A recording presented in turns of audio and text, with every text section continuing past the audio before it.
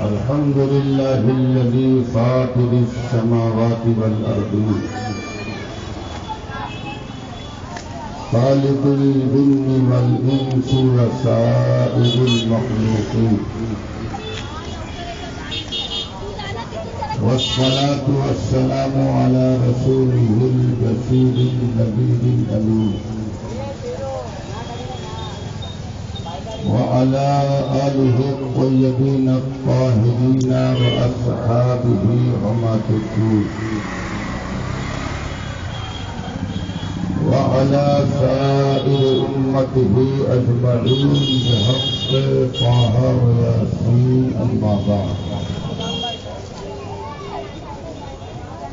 أما بعد فأعوذ بالله من الشيطان الرجيم بسم الله الرحمن الرحيم ولا تقولوا لمن يقتل في سبيل الله أموات بل أحياء ولكن لا تشعرون وقال الله تبارك وتعالى في مقام آخر الأخلاء يومئذ بعضهم لبعض عدو إلا المتقون صدق الله العظيم وصدق رسوله النبي الأمين الكريم ونحن على ذلك لمن الشاهدين والشاكرين والحمد لله رب العالمين. آئیے سب سے پہلے مکہ کے سردار مدینہ کو تاجدار ساری کونین کے مالک مختار گنبد خضرا میں آرام فرمانے والے آقا سید المرسلین شفیع المذنبین طہ و یاسین سراج الاولین والآخرین محبوب رب العالمین صلی اللہ تعالی علیہ وبارک وسلم کی ذات کریم پر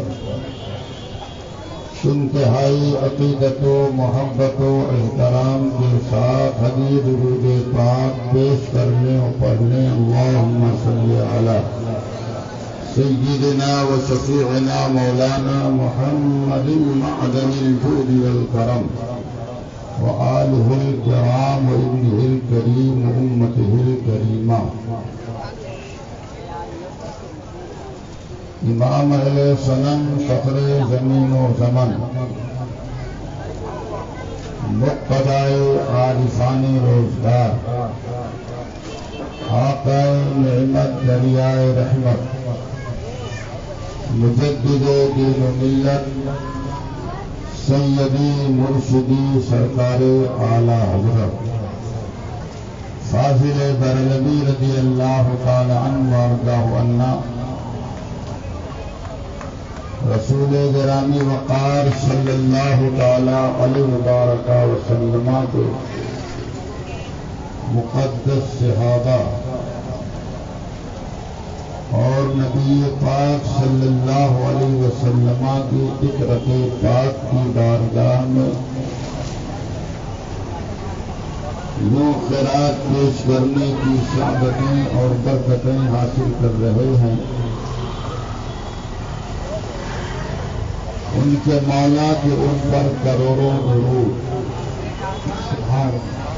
ان کے مولا کے ان پر کروڑوں درود، ان کے اصحاب و اطرت کے لاکھوں سلام سبحان اللہ.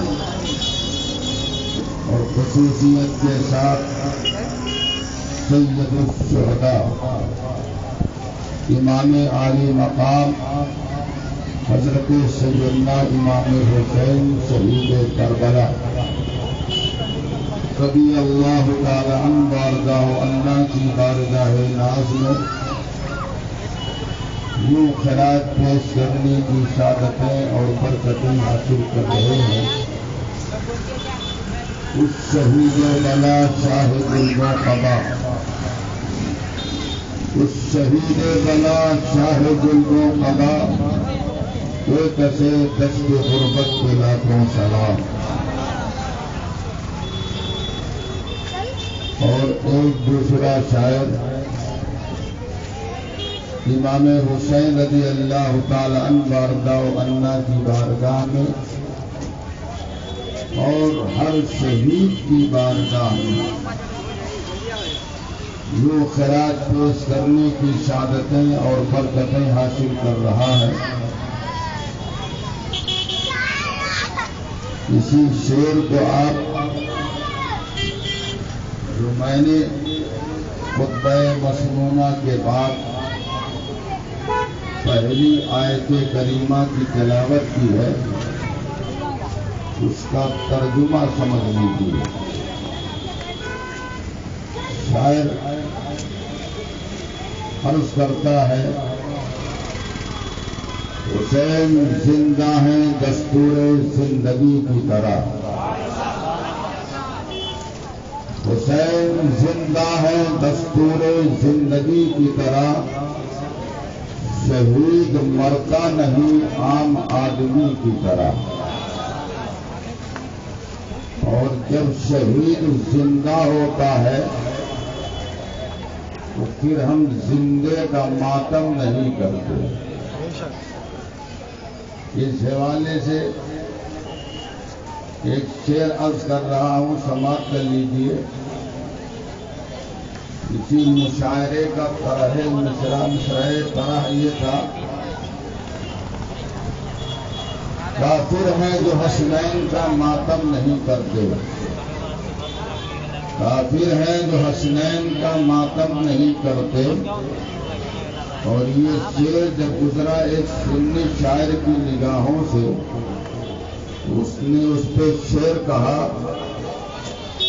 کہ منکر ہیں جو کافر ہیں جو منکر ہیں حیات شہداء کے،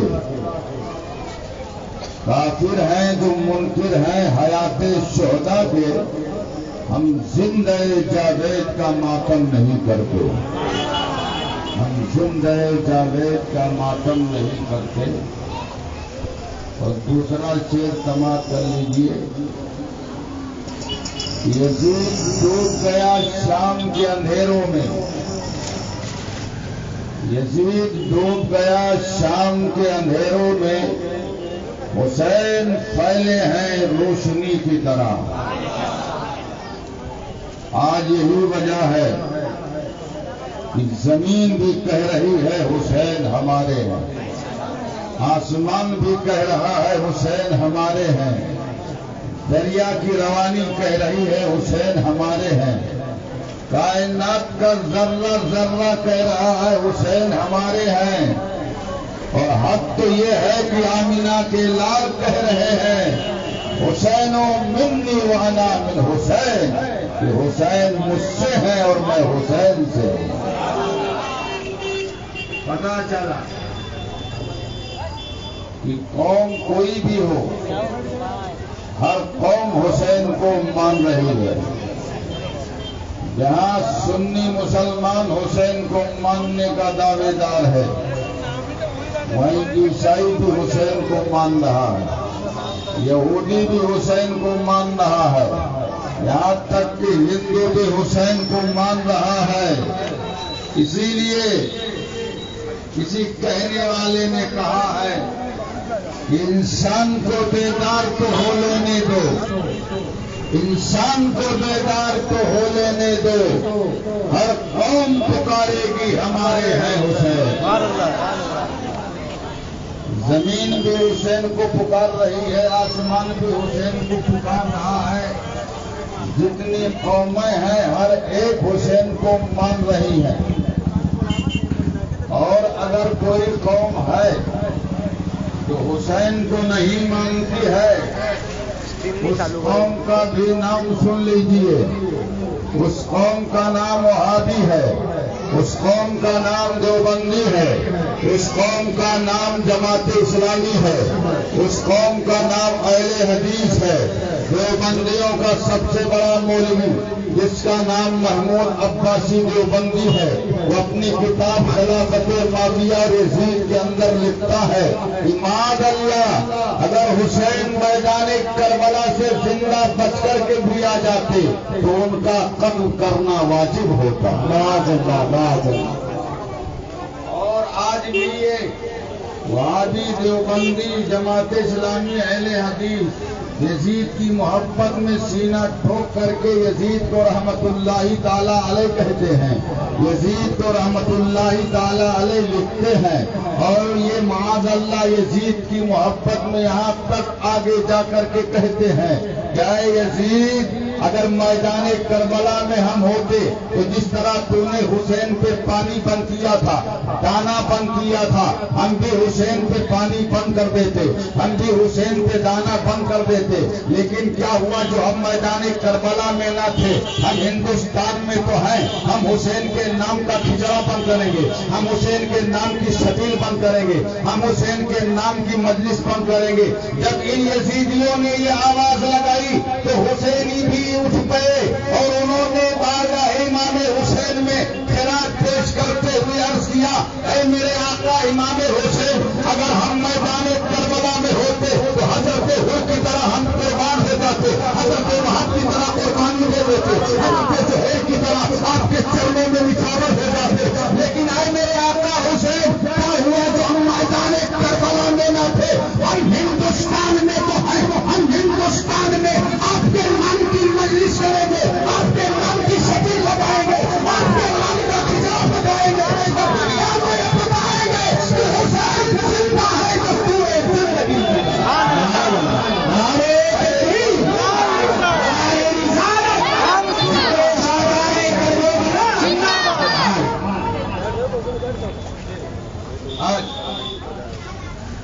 یزید کو رحمت اللہ علیہ کہتے ہیں. ہم کہہ رہے ہیں اگر یزید سے تمہاری اتنی ہی محبت ہے، ہم سنی،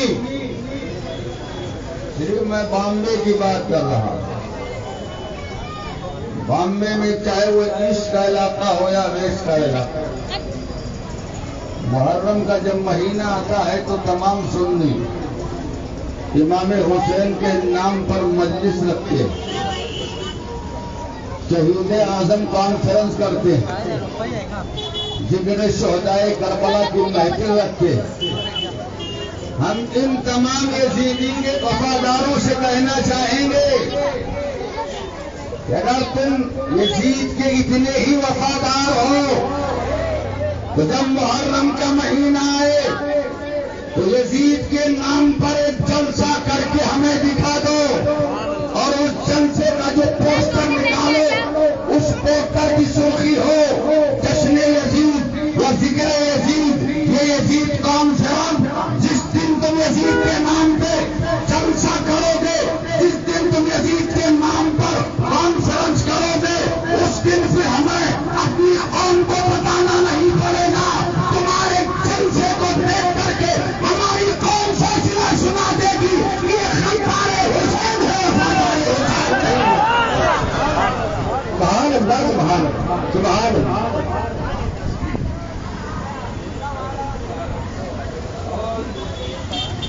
ہمارے یہاں بچہ پیدا ہوتا، ہم حسین سے محبت رکھتے ہیں، اس کا نام شبیر رکھتے ہیں، شبر رکھتے ہیں، حسین رکھتے ہیں، غلام حسین رکھتے ہیں، حسن رکھتے ہیں، غلام حسن رکھتے ہیں کہ نہیں رکھتے؟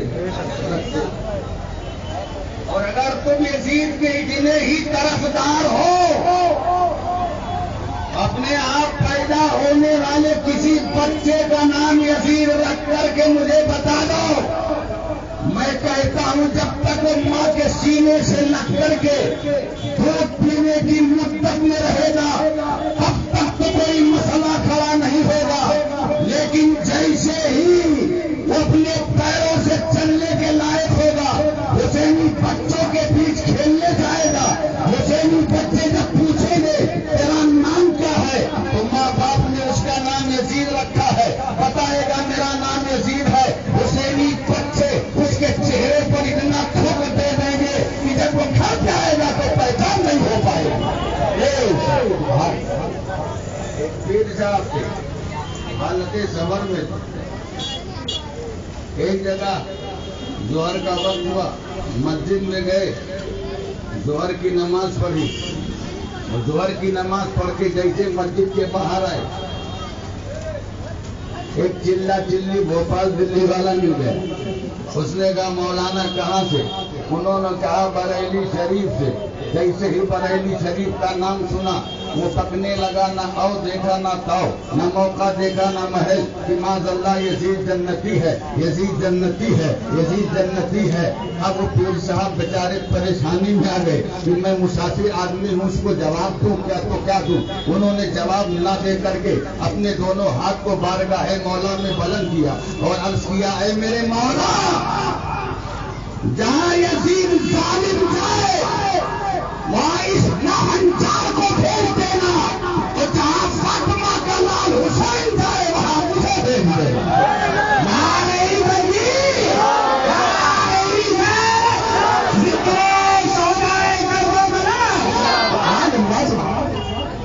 جیسے ہی انہوں نے یہ دعا کی وہ چیخنے لگا. بہت سارے لوگ اکٹھا ہو گئے. کہا کیا بات؟ اسی سے پوچھ لیجیے. وہ بتانے کو تیار نہیں. پیر صاحب نے کہا بھائی میں نماز ظہر پڑھ کر کے نکل رہا تھا، یہ مسجد کے باہر کھڑا تھا. اس نے کہا آپ کہاں سے؟ میں نے کہا بریلی شریف سے.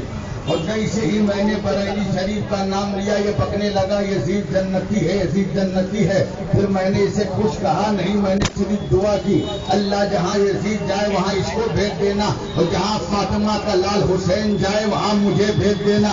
اب یہ چیخ رہا ہے، چلا رہا ہے، گویا کہ یہ بتانا چاہتا ہے یزید تو ہم جنتی کہتے تو ہیں، لیکن اس کے جنتی ہونے پر مجھے بھی یقین نہیں ہے.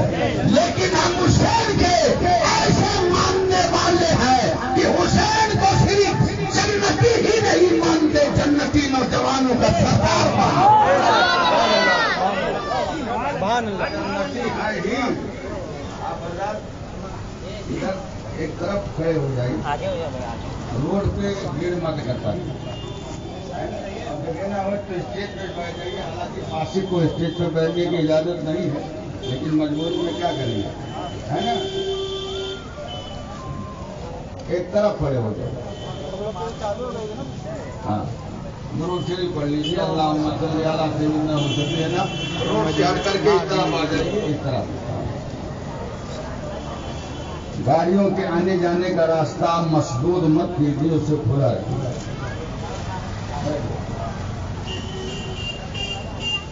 بیٹھ جائیے.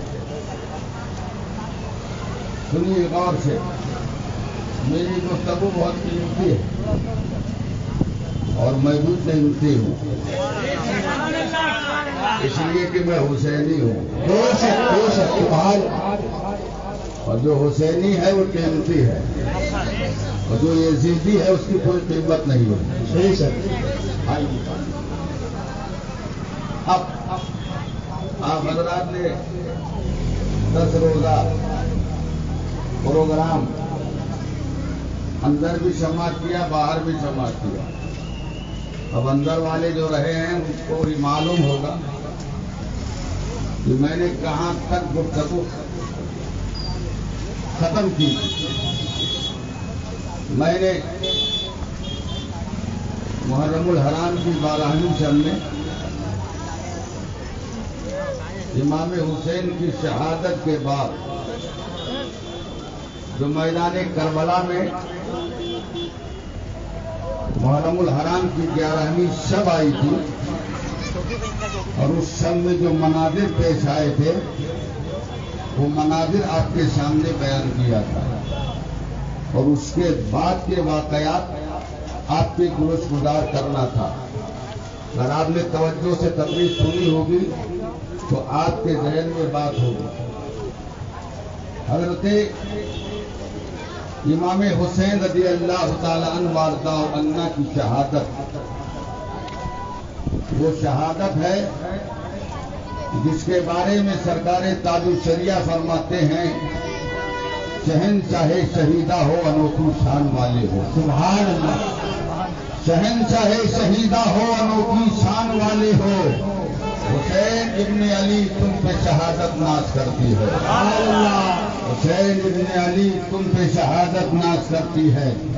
میرے آقا امام حسین رضی اللہ تعالی عنہ وارضہ عنہ کی شہادت کا ایک منظر اپنی نگاہوں کے سامنے لائیے، اور ساتھ ہی ساتھ حضرت سیدنا اسماعیل علیہ السلام کی قربانی کا بھی منظر اپنے نگاہوں کے سامنے لائیے۔ جب حضرت سیدنا اسماعیل علیہ السلام کو ان کے والد محترم نے راہ خدا میں اللہ کی رضا کے لیے ذبح کرنا چاہا، تو انہوں نے اپنے باپ کی بارگاہ میں عرض کیا تھا، ابا حضور آپ اپنے آنکھوں پہ پٹی باندھ دیجیے اور میرے ہاتھ اور پیر کو بھی باندھ دیجیے، اس لیے کہ جادنی کی طلب سب کو ہوتی ہے، مجھے بھی ہو سکتی ہے۔ کہیں ایسا نہ ہو کہ میں تڑپوں، حرکت کروں اور کوئی قطرے خون آپ کے جسم پاک پہ لگ جائے اور آپ کی بے ادبی ہو جائے۔ لیکن قربان جاؤ میرے آقا امام حسین کی شہادت پر، جب وہ دنیا سے تشریف لے جا رہے ہیں تو میرے آقا امام حسین نہ جنبش کر رہے ہیں نہ تڑپ رہے ہیں۔ شاعر کہتا ہے تہے خنجر بھی نہ تڑپا پسر شیر خدا کا، تہے خنجر بھی نہ تڑپا پسر شیر خدا کا، یہ تکلف تو فقط فاطمہ کے شعر میں تھا، یہ تکلف تو فقط فاطمہ کے شعر میں تھا۔ اس انداز سے سیدنا امام حسین رضی اللہ تعالی عنہ وارضہ عنہ دنیا سے جا رہے، اور میرے آقا امام حسین نے جب آپ کے سینے پہ سمر لعین سوار ہوا تھا تو آپ نے فرمایا تھا، وہ ظالم میرے سینے سے اتر جا اور مجھے میرے رب کی بارگاہ میں 2 رکعت نماز قصر پڑھ لینے دے۔ وہ آپ کے سینے سے اترا، میرے آقا امام حسین نے 2 رکعت نماز کی نیت باندھی، اور میدان کربلا میں آپ نے جو آخری نماز پڑھی، آپ کی وہ آخری نماز وضو سے بھی بے نیاز تھی اور تیمم سے بھی بے نیاز تھی۔ آپ سوچ رہے ہوں گے امام حسین نے وضو کیوں نہیں کیا؟ ہم اور آپ نماز پڑھیں تو اس کے لیے ضروری ہے کہ وضو کریں، اور اگر وضو پہ قدرت نہیں تو تیمم کریں، لیکن امام حسین نے نہ وضو کیا نہ تیمم کیا، پھر بھی آپ نے نماز کیسے پڑھ لی؟ میں کہوں گا امام حسین نے وضو اس لیے نہیں کیا کہ جب میدان کربلا میں پینے کے لیے پانی ہی نہیں تھا تو وضو کہاں سے کرتے؟ تو آپ کہہ سکتے ہیں کہ امام حسین کو تیمم کر لینا چاہیے، اور تیمم کا بھی مسئلہ میں آپ کو بتا دوں، تیمم خشک مٹی پہ کیا جاتا ہے اور تیمم چہرے پہ کیا جاتا ہے، کلائی پہ کیا جاتا ہے۔ میرے آقا امام حسین نے آخری نماز پڑھنے سے پہلے تیمم کا ارادہ تو فرمایا تھا، اور خاک کربلا پر آپ نے اپنے دست پاک پہ جب مارا تو آپ کے خون سے اور دیگر شہدائے کربلا کے خون سے پورے کربلا کے ریت خون کیچڑ کی شکل میں تبدیل ہو چکا تھا۔ اب میرے آقا امام حسین نے جب اپنا چہرہ دیکھا کہ زخموں سے نہ آپ کا چہرہ محفوظ ہے نہ آپ کی کلائی محفوظ ہے، پر میرے آقا امام حسین تیمم کرتے تو کیسے کرتے؟ اس لیے میرے آقا امام حسین نے میدان کربلا کے اندر جو آخری نماز پڑھی اور آخری نماز کا جو سجدہ کیا، وہ سجدہ تیمم سے بھی بے نیاز تھا، وضو سے بھی بے نیاز تھا، لیکن میرے آقا امام حسین کی وہ نماز، اس نماز کا آخری سجدہ رب کی بارگاہ میں ایسا قبول ہوا ہے کہ میں دعوے کے ساتھ کہہ سکتا ہوں ہماری ساری نماز ہے، ہمارے سارے سجدے اسی حسین کے سجدے کے صدقے میں رب کی بارگاہ میں قبولیت کا سبب ہو جائے۔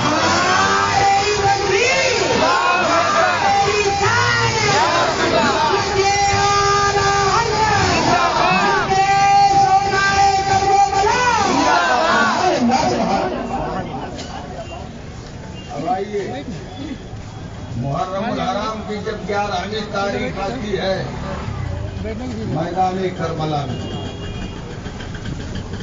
یزیدی دہشت گرد، یزیدی غنڈے اپنے ہاتھوں میں ہتھکڑی اور بیڑی لے کر کے پڑھتے ہیں کدھر؟ حضرت امام زین العابدین کی طرف، اور تمام شہدائے کربلا کے سروں کو ان کے جسم سے الگ کیا جاتا ہے، اور ان سروں کو پھر آپس میں قبیلوں میں تقسیم کیا جاتا ہے. 12 سر قبیلے حوازن کو دیے گئے اور 13 سر قبیلے بنی اشعث کو دیے گئے اور 14 سر قبیلے بنی تمیم کو دیے گئے اور 6 سر قبیلے بنی اسد کو دیے گئے اور 5 سر قبیلے بنی کندا کو دیے گئے اور میرے آقا امام حسین کا سر خولی نے لیا اور پھر ان سروں کو نیزوں پہ بلند کر دیا گیا. اور ادھر یزیدی دہشت گرد یزیدی غنڈے حضرت امام زین العابدین کی طرف بڑھے. ان کے ہاتھوں میں ہتھکڑی ڈال دی, پیروں میں بیڑی ڈال دی, گلے میں خاردار توپ ڈال دیا. اب آپ یہ کہہ رہے ہوں گے کہ آپ یزیدی کو دہشت گرد کیوں کہہ رہے ہیں, آتنکواد کیوں کہہ رہے ہیں, غنڈے کیوں کہہ رہے ہیں؟ تو میں آپ کو یہ باور کرانا چاہوں گا کہ آپ سینے پہ ہاتھ رکھ کر کے بتائیے مدینے کے مسافروں پر, حسین کے 72 جانثاروں پر, پردہ دار خواتین پر, علی اصغر کے 6 جیسے 6 ماہ بچے پر 7 محرم سے پانی بند کر دینا, کھانا بند کر دینا, کیا یہ دہشت گردی نہیں ہے؟ حضرت علی اکبر کی لاش پر گھوڑے دوڑا دینا کیا یہ دہشت گردی نہیں ہے؟ حضرت علی اصغر کے حلق پہ تیر پیوست کر دینا کیا یہ دہشت گردی نہیں ہے؟ اور محمد کا 55 چھین لینا کیا یہ دہشت گردی نہیں ہے؟ حضرت قاسم کی جوانی لوٹ لینا کیا یہ دہشت گردی نہیں ہے؟ حضرت امام حسین کے سینے پاک کو تیروں سے قتل کر دینا کیا دہشت گردی نہیں ہے؟ حسین کی شہادت کے بعد خیمہ زینب پہ کھڑا دینا کیا یہ دہشت گردی نہیں ہے؟ خواتین کی چادروں کو چھین لینا کیا یہ دہشت گردی نہیں ہے؟ اور حضرت زین العابدین کے ہاتھ میں ہتھکڑی, پیروں میں بیڑی, گلے میں خاردار توپ ڈال دینا کیا یہ دہشت گردی نہیں ہے؟ اسی کا نام تو دہشت گردی ہے. اور سوچنی کتنا ہے کہ ان ظالموں کو میدان کربلا میں یزیدی کہا گیا تھا اور ان کو آج ہندوستان میں وہابی کہا جاتا ہے, جماعت اسلامی کہا جاتا ہے. اہل حدیث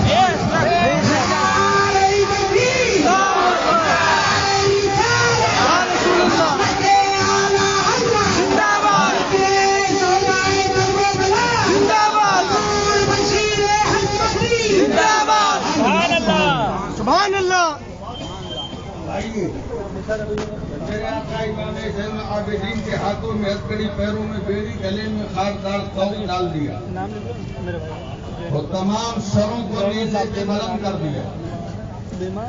تمام پردہ دار خواتین کی اسیران اہل بیت کے اونٹوں کی نکیر حضرت امام زین العابدین کے ہاتھ میں تھما دیا.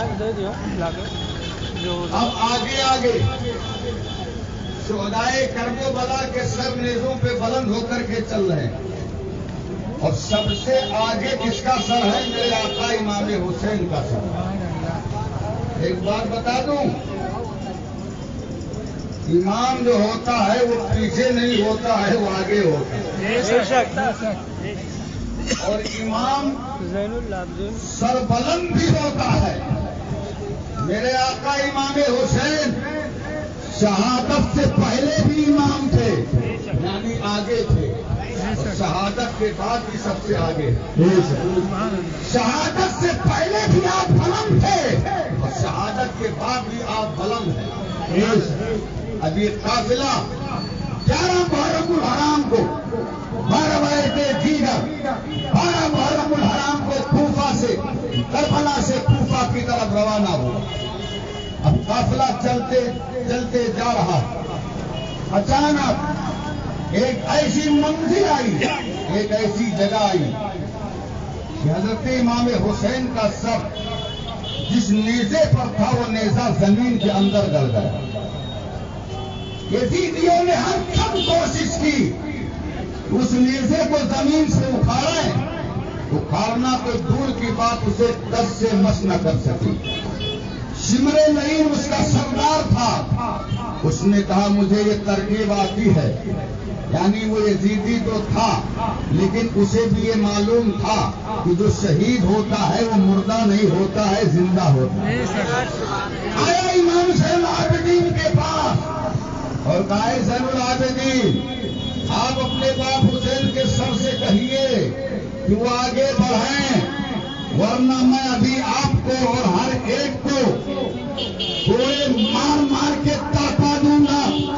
حضرت امام زین العابدین کے ہاتھوں میں ہتھکڑی ہے، پیروں میں بیڑی ہے، گلے میں خاردار توک ہے، گردن گھمانا چاہ رہے ہیں تو گھما نہیں پا رہے ہیں.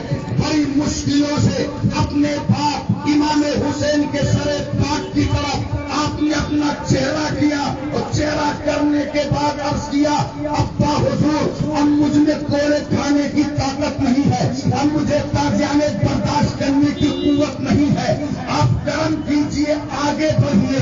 میرے آقا امام حسین کی بارگاہ میں جب زین العابدین نے عرض کیا تو امام حسین کا سر نیزے پہ تھا. اس سر سے آواز آتی ہے اے میرے لال زین العابدین میں آگے بڑھوں تو کیسے بڑھوں؟ میری بچی سکینہ اونٹ کی پشت سے گر کر کے بہت پیچھے قافلے کے رہ گئی ہے.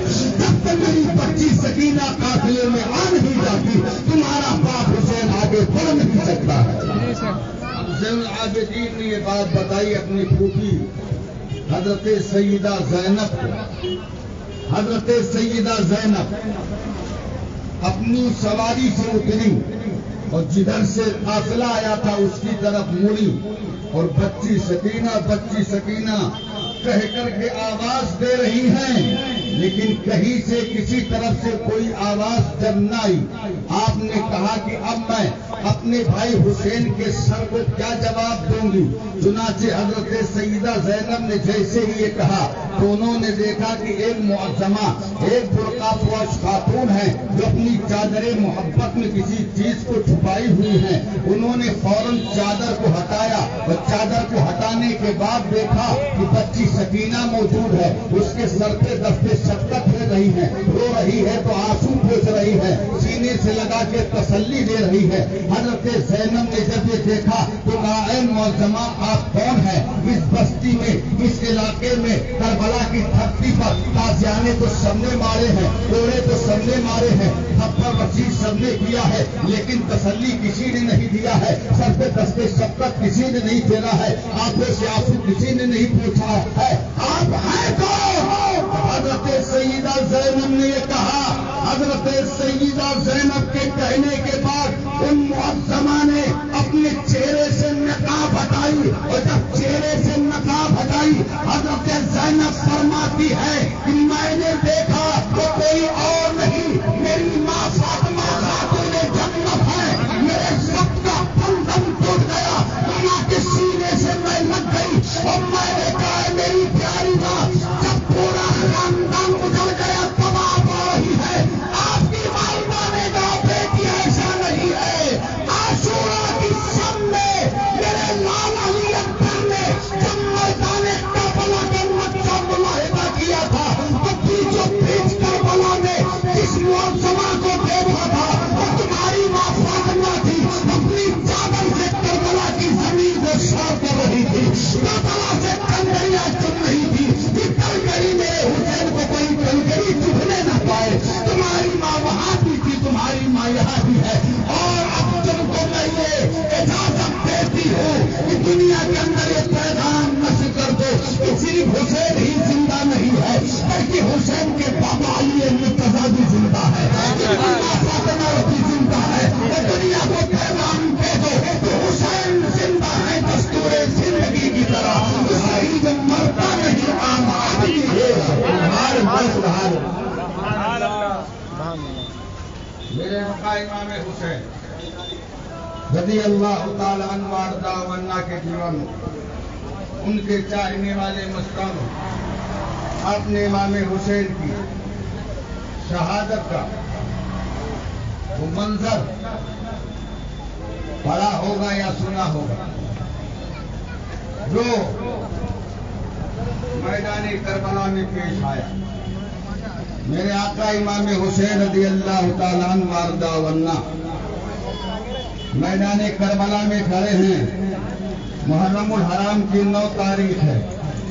امر سعد کا قاصد آیا شام کے وقت اور اس نے کہا اے حسین یا تو یزید کی بیعت کے لیے آپ تیار ہو جائیے یا جنگ کے لیے تیار ہو جائیے.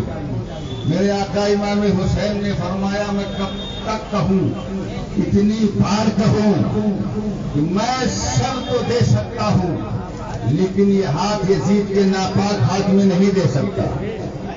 اس نے کہا کہ آپ جنگ کے لیے تیار ہو جائیے. میرے آقا امام حسین نے فرمایا ٹھیک ہے آج کی رات بڑی مبارک رات ہے. عاشورہ کی رات آنے والی ہے. آج کی رات مجھے اپنے رب کی بارگاہ میں جی بھر کر کے عبادت کرنے کی اجازت دے دو مہلت دے دو. اس نے جا کر کے امر سعد کو بتایا. امر سعد نے اپنی فوج کے افسروں سے مشورہ کیا. انہوں نے کہا کہ اب شام ہو گئی ہے اور رات میں جنگ ہوتی نہیں. پہلے یہ اصول تھا پہلے یہ قاعدہ تھا کہ جنگ جب ہوتی تھی تو دن میں ہوتی تھی رات میں نہیں ہوتی تھی.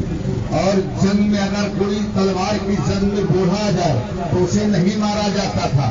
بچہ آ جائے تو اسے بھی نہیں مارا جاتا تھا. عورت اگر تلوار کی زد میں آ جائے تو اسے بھی نہیں مارا جاتا تھا. یہ جنگ کے اصول تھے یہ جنگ کا قانون تھا. چنانچہ امر شاہ نے کہا اب شام ہونے والی ہے ایسا کرو اب تو اس کے بعد رات ہی آنی ہے.